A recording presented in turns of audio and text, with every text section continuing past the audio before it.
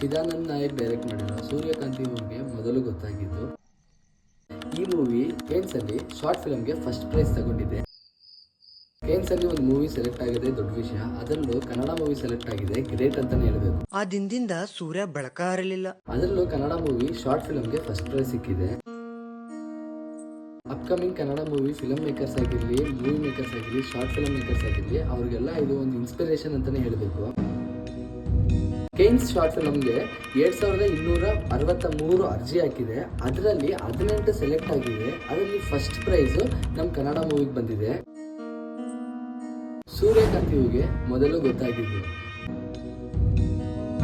ಮತ್ತೆ movie director Chidanand Nayak, ಮತ್ತೆ movie cinematographer Suraj Thakur. ಇಂಥವನ್ನ ಬೆಳೆಸಬೇಕು, ಯಾಕಂದ್ರೆ ಒಳ್ಳೆ ಮೂವಿ ಕೊಟ್ಟಿದ್ದಾರೆ. ಮತ್ತೆ ಕೇನ್ಸಲ್ಲಿ ಹೋಗಿ ನಮ್ಮ ಕನ್ನಡ